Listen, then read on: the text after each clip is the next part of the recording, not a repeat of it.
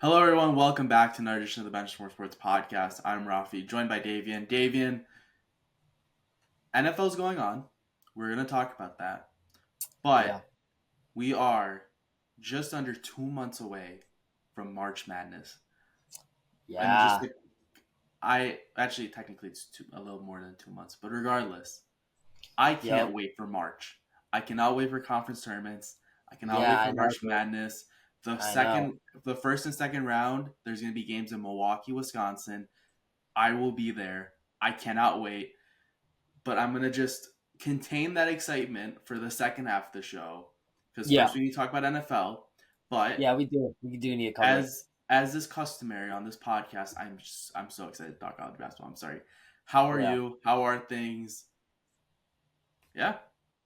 Yeah, I'm good. I've been busy watching NFL, busy following NCAA, watching a bit of hockey. Not too impressed with my New York Rangers, but we'll turn it around. The second part of the season is still up ahead. So, in any case, though, Patriots hired Mike Vrabel. I'm super happy about that. I'm over the moon about it, actually. Things are looking up for the Patriots. Other than that, I've been pretty good. Rafi, how you been? I am great. The Blackhawks are terrible, but that's okay. That was the expectation. Yeah, I just to support you on the Rangers. The Rangers are back to being a 500 team, which is they are. amazing. That's you love to Yeah, see it. They're still 5 points out, but then again, essentially everyone in the Eastern Conference is within 6 points of the playoffs. So yeah, that it's a doesn't tight mean race anything that whatsoever. anyone can win. Yeah. Some people are like, should the Rangers be buyers? Should they be sellers? Screw it. Be buyers. Why not? You guys are a couple points out of the playoffs. You guys have an older Go for it. core. You got to go for Yeah. it. Every year, you can't take a year for granted. And for the Rangers, Zibanejad slowly starting to realize, oh, I have Mika Zibanejad and not I'm like Nick Dowd. No offense to Nick Dowd. That's just the first like bottom six player that came to my mind. But Like I'm that. sure the Rangers are going to start to make some progress over the next 2 months, and will likely shift towards being buyers. So we'll see what happens. Still plenty of time I until agree. the trade deadline. Moving into overall, I'm doing good. Let's talk about these NFL wildcard round Yeah, I'll games. jump real quick. These games in the past it's been called Super Wildcard Weekend. That wasn't the name this year, but if it was the name, I would say it was Super Mid Wildcard Weekend because some of these games were good in the first half, and then they kind of just, as the game went on, one team just the better team seemed to just kind of take things from there and just kind of run up the score, a la Buffalo Bills versus Denver Broncos. There were a couple good games. Packers Eagles was pretty close. Commanders Buccaneers was arguably the best game of the weekend. But Davian, what were your thoughts overall on Wildcard Weekend? I didn't think the games were too great. Yes, I understand why you would expand the playoffs to 7 teams, but the 2 seed is 9-1 for 7 seeds since the incorporation of the 7 seed, with the only team that did not win being the Dallas Cowboys, which I believe was last year. So, David, what are your thoughts on Wildcard Weekend and the 17 playoff? Or I guess Yeah, 14 I team think playoff. the 17 playoff, I think it still makes sense. I mean, I feel like you keep the NFL more competitive, and I feel like you really, really need that, especially with the growth of, this kind of, so many teams are just tanking now to get higher, better picks, to get the younger guys, because they think that the younger guys is the answer, right?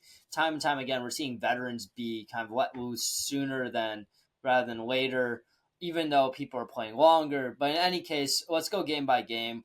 My biggest shocker of the week, it's got to be Chargers Texans. I I'm mean, sorry. what? I have to cut you off right here. I have to cut you off right here. I'll let you, this is territory Okay, I need to take this I one. know for you it wasn't a shocker because you think the Chargers are always cursed. But come on, this Chargers team on paper was so much better than the Texans. I said on this podcast, not Yes. quote for quote, but I recited this on the podcast when we did our Yes, predictions a you week or did. two ago. Yes, you did. I am picking the Chargers because there's no way that they lose to this Texans team that has been terrible all year. If the Chargers lose this game, I am never picking them again. Never. Yeah. 100% cursed. And what did they do, David? David, what did they do? They did exactly what you said. They did exactly what I said would likely happen, and I still picked the Chargers. So we're done. I'm officially just Good, dying on the good. hill that the It should Chargers be are done. cursed. Yeah. Justin Herbert, 4 picks. Not all of them were his fault, but you can't throw 4 picks in a playoff game. Yes, I think the Chargers will figure it out at some point, but any prediction, it will never come from me. Anything positive about the Chargers, it will not be coming out of my mouth. I don't care if they go undefeated in the regular season. I'm not picking them to win the Super Bowl that year. So, yeah, that was my rant about the Chargers. They are cursed. End of story. Yeah, I feel like beyond that, I mean, I feel like what you saw made a lot of sense. I thought the Packers would be able to keep it a bit more competitive with the Eagles. Sam Darnold started seeing ghosts out of nowhere. I mean, that was just kind of sad, but it also kind of puts in but also you put this Vikings team into perspective. They shouldn't have been here at all. Your rookie quarterback, J.J. McCarthy, goes down, and you think that's it, we're done for the season. Sam Darnold's playing, but come on, we're not going to go that far. But this is a very good team, and I think they have a very bright future, so they shouldn't be really that much disappointed. For the Buccaneers, it's just another painful loss for a player like Mike Evans, who's a veteran, who's he's getting to the age where you want to start winning rings because you don't have that many years left. Such a painful loss for the Buccaneers, but hey, Jaden Daniels really showed out, and this is why he's going to be Rookie of the Year.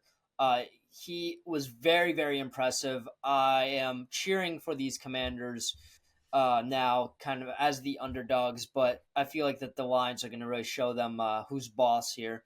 But in any case, Raffi, what was your kind of best? You said that the best game of the week was probably Commanders Buccaneers. Is there anything here that surprised you in any way, or besides, not including the Chargers Texans? Anything here that really surprised you? Yeah, I already went on my whole ramble. Well, I will say though, the Texans really flipped the switch in the second half, which wasn't something that I had seen for the most part this past season. Yeah, in the regular season, the Texans were pretty bad in the first half offensively, and they'd be pretty bad in the second half. And they weren't great offensively. Things really started to click towards the end of the first half for them. And in the second half, they obviously went on a route and played much better on both sides of the ball and on special teams as well. Think back to that blocked extra point, which was returned for 2. So that's all I'll say for Texans Chargers. Steelers Ravens, I think the big surprise. Actually, no. I'll come back to Steelers Ravens. None of the other games, Bills Broncos didn't really surprise me. Eagles Packers, the result didn't really surprise me. The Eagles defense just completely shut down the Packers. Jordan Love, Toyota found it a week ago, so it made sense that he would come down to earth. Going to the Sam Darnold point, because you mentioned it, I see a lot of people saying Sam Darnold's a system quarterback and he shouldn't be getting paid like X amount of money. I agree. He's likely not going to get the big payday that he was likely projected to get. But I think this, again, just shows that if you are a QB needy team and you're likely not in the position to select Cam Ward and Shedeur Sanders, who, let's be honest, I'm not too high on either of them. Maybe I just haven't looked at enough tape. Maybe I haven't gone too in depth with them, but I don't really see like either of them being any more than a fringe top 10 quarterback. Maybe like for sure an above average quarterback in the NFL, maybe. But Sam Darnold's a system quarterback. We'll call it what it is. He's a system quarterback. I don't think that's a bad thing. That just means that whoever takes on Sam Darnold, you just need to make sure that you surround him with the right system, with the right people, so he could develop and play really strong. We saw that with the Vikings. He got put in a perfect position. And yeah, the last 2 weeks didn't go the Vikings' way, obviously. But for the most part, you won 14 games in the regular season with Sam Darnold. So I think this has shown that if you can find the right, Sam Darnold just needs to find the right fit again. I don't think he's going to be brought back by the Vikings, or at the very least, they're going to tag and trade him or something along those lines. But I do think that as long as he goes to a situation that understands what type of system works for him, I think he can still be a successful quarterback going throughout the rest of his career.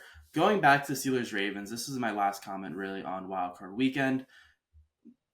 The season for the Steelers really made no sense to me. They go into the year with Russell Wilson and Justin Fields. Justin Fields is a younger quarterback. They start off with Justin Fields. So they go 4-2. He wasn't really wowing them. I get it. They moved to Russell Wilson. Russell Wilson played well for a couple weeks, and then especially the last month, but wheels started falling off early November. The Steelers offense under Russell Wilson, it wasn't going well. The ride had completely derailed. And for a team that went into the season like, okay, like we have a young Justin Fields, let's see how good he is. Let's give him some games to evaluate him and understand like is he our future quarterback? The fact that they never went back to Justin Fields, even with Russell Wilson and the Steelers offense struggling down the stretch, really is a head scratcher because I feel like they're entering the offseason with the same questions that they had to start the year. And that's, is Justin Fields the future starting quarterback for us? Can we bring back Russell Wilson for another year? So for the Steelers, I honestly would have liked to have seen them start Justin Fields towards the end of the season, if not maybe even for this playoff game, because Russell Wilson was struggling, and the intention I felt for the Steelers to start the year was Justin Fields is the younger quarterback. Let's see if he can be the future, because Russell Wilson is obviously older, so you want to rely on the younger guy. But I hope that makes some sense. I know it's kind of rambly, but I just don't really understand the purpose of the Steelers season. They made it over 500, which is great. They haven't won a playoff game since 2016. They haven't won a Super Bowl since 2008, I believe. 2008. Their last Super Bowl appearance with Mike Tomlin was 2010. What are the Steelers more than just a above 500 team that makes the playoffs and then loses in the first round? Is that the standard that Mike Tomlin has at this point? It shouldn't be. I think the Steelers are just churning on, just running the wheel of mediocrity until TJ Watt retires, essentially, and then the wheels will completely fall off. Yeah, I mean, honestly, I feel like the Steelers team needs to figure it out. I mean, Russell Wilson, he's an okay quarterback. He's nothing. He hasn't shown, his the same. We've seen sparks of what we saw when he was on Seattle, but we have not seen him in his prime, I guess, and he's not in his prime days. I really like Justin Fields. I really thought he played well for them, but and the NFL is a business, and with Russell Wilson and his contract, they felt that we have to play Russell Wilson. At the end of the day, I will echo your thoughts about Sam Darnold. I think he very much reminds me of Geno Smith, where it's like if you put him in the right team and the right situation, they could play very well. I think there's many NFL teams like that, and I think it's going to be a growing potential. It's going to be potentially a new movement in the NFL that you'll see where teams will go for quarterbacks that aren't really all that great, but build around them. And I feel like the Falcons have tried to do that with Kirk Cousins, but seems to have not really worked out for them. But in any case, that is the NFL, and we'll see what the divisional rounds will hold. And I think it's time to jump over to college basketball. I know, Raffi, do you want to make your picks for the divisional round? Yeah, we can do that real quick. Do you not want to be wrong, and do you want to just talk about NCAA? And then next week, when we hop on the podcast, we can say that we got all of our predictions right because they're not on record. Yeah, let's just roll through them real quick because I think the games are going to be better than the wild card weekend. Yeah. They're going to be better than wild card weekend, but let's be honest here. There's really only one game that I'm really going to for sure tune into, and that's Ravens-Bills. So I'll just go through all four. I have Chiefs over Texans. Regular response. I don't need to regurgitate whatever the media says. We all know why I'm picking the Chiefs.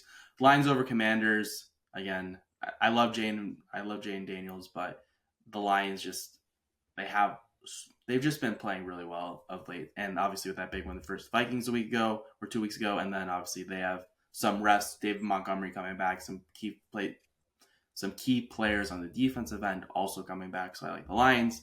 Eagles, Rams. Again, give me the Eagles here. The Rams, Matthew Stafford looked really good this past week, and I think this game's going to be closer than most people think. But again, I really like the Eagles here. Saquon Barkley, last time the Eagles played the Rams, ran all over them. So unless the Rams have an answer, we're likely going to see a repeat of that from earlier in the season. And then lastly, Ravens-Bills. We've discussed this previously. This was kind of the big game for both of us because you have the Ravens in the Super Bowl. I have the Bills in the Super Bowl. I have the Bills winning this game once again. Josh Allen is Josh Allen. This is, in my mind, this is a legacy-defining game for both quarterbacks. Who is going to step up and who is going to will their team to win this game? Both teams have solid defenses. Buffalo has a better defense. Buffalo has better weapons. Zay Flowers is going to be likely out for this game. He hasn't been ruled out yet, but will likely be out. This is a legacy game for Josh Allen, but Josh Allen's also shown that he can get a little further in the playoffs. But for both quarterbacks, you can cement your legacy with this game and continue your legacy throughout the rest of this playoffs. This is, I think, a more legacy-defining game for Lamar Jackson than Josh Allen. But I still have the Bills winning. But if Lamar Jackson loses this game, the allegations of him not being able to win in the playoffs is just only going to get more and more heated and discussed as his career. I mean, the voices are gonna get louder, and it's not like, well, Lamar Jackson has put up MVP numbers. So for anyone saying like, oh, if you like, nobody's saying this, but I'm sure there's gonna be some crazy people on Twitter or X saying like, hey, well, Lamar Jackson hasn't won the Ravens playoff game. How can he beat the Ravens quarterback? Because he's insanely good, and you'll never find anyone better than him. The question is really, I feel like even if Lamar Jackson is to be named the MVP, if Josh Allen wins this game, it will always cast a shadow on Lamar Jackson's MVP season because he couldn't get it done in the playoffs, right? I agree. I think Bills beat the Ravens. I have the Lions beating the Commanders, Texans beating the Chiefs, Okay. and Eagles beating the Rams. I never liked this Chiefs team. I don't think this Chiefs team is good. And I think that this Texans team will be able to show that, especially after they played so well last week. Yeah, 100%. And part of me, it's funny because part of me is like, in theory, you think the Texans finally put it together offensively, but there's also like the thought in the back of my mind too, where it's like, but what if they just completely just revert back to form, and that was just a blip? Because they haven't played for as good as the Texans played last week. They haven't been playing like that the entire season. So the hope is they continue that momentum, and yes, that can certainly happen, but they're playing at Arrowhead, so we'll see what happens with that. Let's move on to the second portion of this podcast today, and that's going to be discussing college basketball. So far, we are in mid-January, so we're still 2 months away from conference tournaments starting up, which I can't wait to do all my brackets for all those conference tournaments. We're about 5 weeks out from, or sorry, not 5 weeks, 2 months, 8 weeks, 9 weeks out from March Madness beginning. So let's do a quick recap. We haven't talked college basketball in a while now, so I think now's a good time for us to evaluate some teams, discuss some of the things that have stood out so far this season. So I'll start off first, and I think this is something that you might want to talk about, although it's a school you'd want to talk about. I don't know if the context is necessarily good. Let's talk about Rutgers basketball, Davian. Rutgers goes into this season with 2 projected top 5 picks, still projected. Rob, I need to talk about this because this team is so awful. I don't know how. When you have Ace Bailey on the team, when you have Dylan Harper, I don't know what you could have wanted better. But the issue is their coach is just not. Coach Sean, what is his name? Sheon, right? Whatever. Point is, he's not good. He's not a good coach. He's good at recruiting, but he's not a good coach. And the issue is that because he's so good at recruiting, he's going to stay. But he's just not a good coach on the court. And, this begs a question whether you prioritize a coach's ability to recruit or a coach's ability to actually coach. Because if Rutgers at this point is not projected to even make it to the Big Ten tournament. The Big Ten tournament. Ralph, we're not even talking about March Madness here. We're talking about the Big Ten tournament. They might not even be able to make it there. There's no way they're going to make March Madness if they don't make the Big Ten tournament. And then the question is, for the future of this Rutgers program, who would want to go there if the players aren't even able to play on the national stage? Don't get me wrong, Ace Bailey, Dylan Harper are going to go in the first round. They will be top 10 picks. They have shown that they are very, very good players. But come on, there's no way I'm so disappointed in this Rutgers team. Home state team. My friends are big, big Rutgers supporters, and I hear from them all the time. I was back home for a month over, winter break, and it was nonstop. Just, they were just so disappointed. And, I'm so personally disappointed.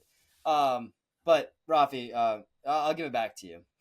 Yeah, and I'm glad you have the sentiment. I know it's unfortunate that Rutgers has been bad, but I think you encapsulated kind of how Rutgers fans are feeling, so that's good that you discussed that. And yeah, they're 9-8, which is obviously much worse than they're projected. And yeah, the Big Ten tournament, due to expansion, is now not taking the bottom 4 teams. Rutgers currently, I believe, is sitting just outside of that, but we're still pretty early in Big Ten play. So It is. It is. Rutgers Yes. hasn't done And a lot to really show that they're capable of even making it to the Big Ten tournament. As you said, they're 86 in net, yeah. 85 in Ken Palm, 0-6 in quad one. They have two quad two losses. They lost to Princeton at home by a point, and that's just really encapsulate Rutgers season. They have close losses versus A&M and Bama, which look decent, but still, like, it's a close loss. A loss is a loss. And they also lost by double digits to schools like Indiana, Wisconsin, and Purdue of late. The wheels just seem to be falling off for Rutgers. And as you said, Dylan Harper and Ace Bailey are very far from the problems for this Rutgers team. They've been playing really well, and again, will likely be top 5 picks at this upcoming NBA draft. But just to encapsulate it, and I won't hand it back over to you because you really encapsulated it. For two projected top 5 NBA players to fall into your lap, like this Rutgers program had, it's a completely squandered opportunity. Rutgers, as you mentioned, they're not a blue blood school, which is consistently going to have the convincing, like, oh, like, come here, we have this high end head coach, oh, we have this high end program. Rutgers is not that, and I think you can agree with me that they're not at Yes. that level, and they also just don't have the NIL money either to really compete for some of these No, high they end don't. players. So the fact that two projected top 5 players fell into their laps and they are where they're at right now, they're even worse than what the worst case scenario could have been, which is just really disappointing because, again, you want to see these projected top 5 players in March Madness, as you had alluded to. I want to move over to another Big Ten team, and that's Indiana. Mike Woodson, there was talks about him potentially getting fired last year. They said, we're going to hold on to him. Indiana, better than Rutgers, is 13-5. They're 1-5 in quad one. Again, this is another team that was projected as a top 15 team throughout the rankings. They have found themselves on the bubble right now. They lost by 25 points to Illinois and Iowa so far this season, and they're beating teams that they should, but they just keep getting blown out also by teams that are better than them. I think this Indiana team, in my mind, if they make the tournament, I'm not going to expect much from them. I'm going to expect them to be a first round exit if they're able to make it, but I'd have to imagine that they're going to make a head coaching change by the end of the year too, because Indiana's another team or another school that I think is really underwhelmed to their expectations. Yeah. One team that has, you talk about a team that's been disappointing. I want to talk about, be more optimistic. A team that's been fairly impressive to me has been Texas A&M. They've put together, they beat Purdue, they beat Rutgers, they beat Wake Forest. They haven't had any super impressive wins, I will say, and especially the past few games have definitely been rough for them. I mean, you lost to Kentucky, you lost to Alabama, you beat Oklahoma, which was a good win. But I could really see this Texas A&M basketball team really making a run for it, and I think that they're a team to look out for. Yeah, they're 3-4 in quad one. They're 20 right now in the net. So again, another team that I have a whole thing about several schools. So yeah, Texas A&M's another team that I had on my list of teams that's really been impressive. And just to encapsulate the SEC in its entirety, the SEC has been an absolute gauntlet this year. There's currently at this point in time in Joel Lenardi's bracketology, and I believe Andy Katz also on CBS has a similar bracket to where currently there's 11 SEC teams and 11 Big Ten teams in both bracketologies. The most schools that have ever been out of in a conference in March Madness was 11 from the Big East in 2011. So the Yeah. SEC and Big Ten are completely stacked this year, which makes sense. The Big Ten took a bunch of really high end schools. Like Oregon's really done better than what I expected going into the year. But you also take in the USC, the UCLA, who aren't having the best years this year, but still are good college programs. The SEC picks up Texas, OU, but the SEC has been phenomenal this year, and it's going to be this 11 teams too in Joel Lenardi's bracketology still has Arkansas, Vanderbilt, and Texas all as the first 4 and next 4 out. So there, in theory, you could see 14 SEC teams potentially if the ball rolls that way toward in the SEC's favor. So yes, you didn't get the outcome you wanted in the college football playoff, but this March Madness bracket could have a ton of SEC teams come March Madness. Yeah, I mean, I agree with that. I think that there's that those two conferences have been absolutely dominating it this entire season. Speaking about domination, I would like to comment on the Cornell men's basketball team. They did beat Cal, and the other day they did beat Columbia, which is a huge win because um, Columbia beat Villanova, the same Villanova team that beat UConn. So you can make the argument that Cornell is better than UConn. To all my Yes. UConn friends watching, I hope you're not raging. No, but I'm kidding. In any case, this Ivy League, I will comment on the Ivy League conference because I know, Rafi, you've definitely not been tracking that. It's been a What? pretty good. You're telling me Yale's not going to win this year? I either have Yale or uh, Princeton. One of the two. yeah. I mean, Yale and Princeton are both really good teams. I think honestly, nothing really matters in the for our viewers who want to know but probably don't care per se. For the Ivy League, uh, the top four teams play in a tournament at the end of the season, and it's the winner of that tournament that gets the bid. So even if you finish first, it doesn't really mean anything. All it means is that you host the tournament. But just because you host a tournament, you don't really get that huge of a hometown advantage per se because like it's Ivy League. It's like And it's also, Ivy League basketball. There's most of not that these many fans. schools and most of these schools are pretty close to each other, so it's not like Yeah, you're getting a home court advantage in the fact that you know the facilities, like obviously you know your court, you've been playing on it for the entire season. But most of these schools are pretty close to one another in comparison to now what even like the SEC before conference expansion. Like if they had done that for an SEC for the SEC tournament, it would be completely ridiculous. So yeah, that's also another point. yeah. All right. All Anything right, else you'd like to Rafi, add? let's hear your next team. All right. I don't have a team. I do have a team I do want to talk about. But I do want to talk about Cooper Flag, projected number one overall pick in the NBA draft. Oh my Freshman gosh, for Duke. You're he's not so going to good. hear me talk and sing the praises of Duke basketball often, but I'm going to do it. John Shire's done a great job with all these freshmen that are playing big minutes for Duke. They've been playing really well, and that's been spearheaded by and led by Cooper Flag. Cooper Flag currently leads all Duke players in almost every statistic. He's leading in points per game by almost 5.5. He's leading in rebounds by 2. He's leading in assists by 2. He's leading in steals by 0.4, which is like 1.5 in comparison to 1.1. So that's still pretty impressive. Blocks, there's only one other guy who has more than one block per game.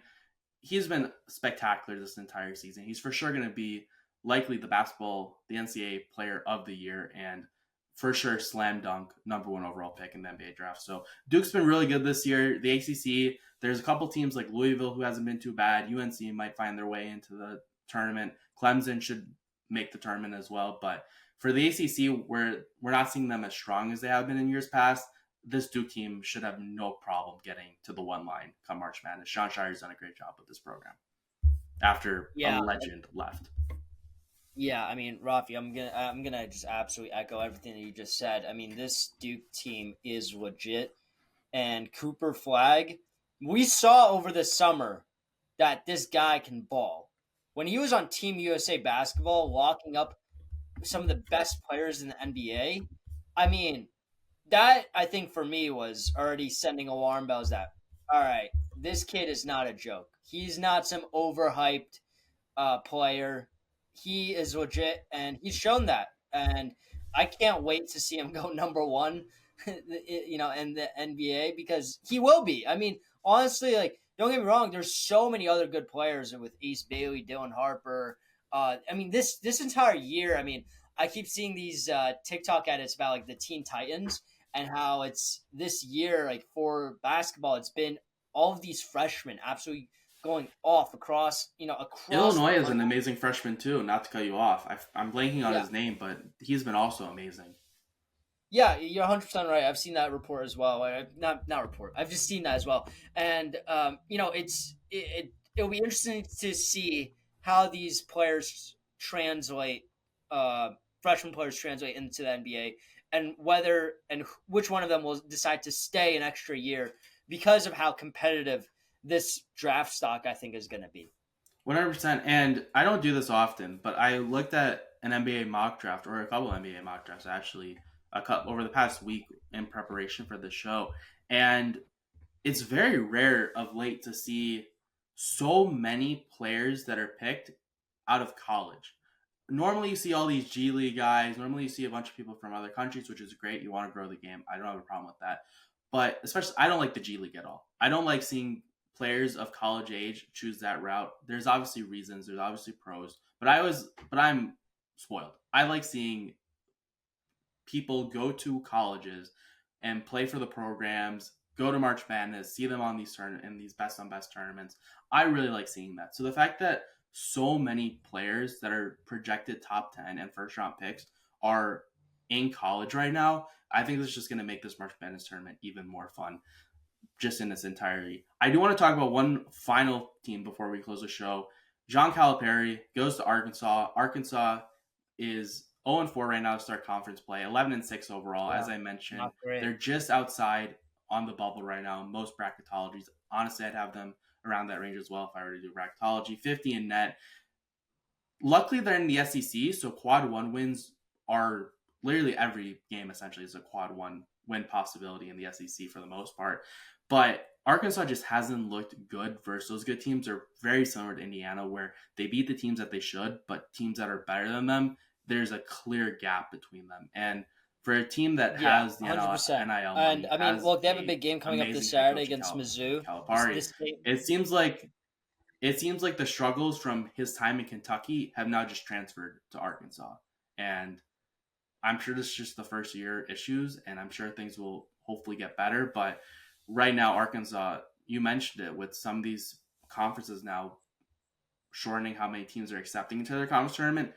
0-4 by very easy math is not good enough to get into the SEC conference tournament. So no, I don't know if Arkansas can turn around. We'll see what happens, but they're going to need some help. And they're with this SEC stretch, it's a good thing because they have a ton of possible quad one wins on the table, but they haven't done anything to show that they can win those games. So we'll see what happens with Arkansas down the stretch. Yeah, 100%. And we'll see specifically what happens against when they play Mizzou on this upcoming Saturday. The same Missouri team that beat Florida a couple days ago. So it's a huge game for them. I feel like if they win this game, they could really start turning things around. They got the Georgia Bulldogs afterwards, who are a ranked team right now, ranked 23rd. So they have the possibility to turn this around, but it needs to happen now.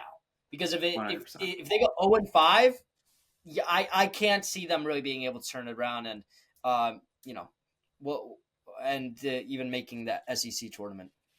Yep. So we'll see what happens. Once again, as I said, through my crazy math skills for the next 2 months, we're getting closer and closer to March Madness, so it's going to be really fun to continue to keep tabs on these teams. This for sure will not be the last time we'll be talking about college basketball before conference tournaments, and especially obviously before March Madness, because that's after conference tournaments. So be sure to tune in, be sure to subscribe to the channel, be sure to like this video. Davian, it looks like TikTok is not going to exist in the next couple of days, so for those who followed us, we appreciate it. If you want to follow us in the last day of TikTok, Benchwarmer_Sports, we're more than happy to have you for the final day of TikTok being live for American followers, American users. So for Davian, for me, we hope you enjoyed this edition of the Benchwarmer Sports podcast. Let us know all your thoughts about college basketball and your divisional picks as well. We'd love to hear them in the comments below. And have a good one. See ya. Peace.